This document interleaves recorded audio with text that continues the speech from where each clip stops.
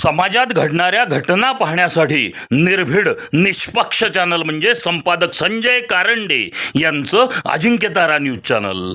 Ajinkyatara news चॅनलला like करा, share करा, सबस्क्राईब करा आणि कमेंटही करा.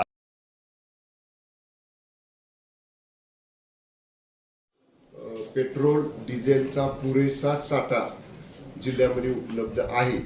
एक अशा पद्धतीचं काहीतरी चर्चा होती की उधारीवर किंवा क्रेडिटवर कंपन्या डिझेल पेट्रोल पंपधारकांना देत नाहीत, पण ही पूर्ण कंपन्यांची नॅशनल पॉलिसीच आहे. तरी सुद्धा आपल्या रिजनलच्या अधिकाऱ्यांनी सांगितले की एक दिवसाचं क्रेडिट आमच्या कंपन्यांनी द्यायचं केलेलं, म्हणजे सकाळी जरी वाहन भरून गेलं लोडचं, संध्याकाळपर्यंत दुसऱ्या दिवशीपर्यंत जरी आम्हाला ते पैसे आमच्या डीलरकडनं आले तरी त्याच्यासाठी आम्ही अडवत नाही. त्यामुळं डिझेल पेट्रोल याचा सुद्धा पुरेसा साठा आपल्या जिल्ह्यात लागणार तेवढा आपल्याकडे उपलब्ध आहे. कुणीही नाहक ओव्हर पेट्रोल भरू नये. माझी जिल्हावासियांना विनंती आहे. 1-2 किस्से आपण टीव्हीवर पाहिले. जास्त 2 चाकी गाडीमध्ये पेट्रोल भरलं आणि त्याचा भडका झाला.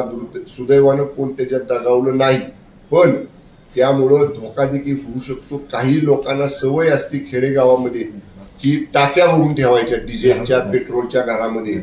ते सुद्धा धोकादायक आहे. असं सुद्धा कोणी करू नये. जेवढा आवश्यक आहे तेवढाच साठा जिल्ह्यामध्ये आहे. त्यामुळं कुठंही पॅनिक कंडिशन नाही.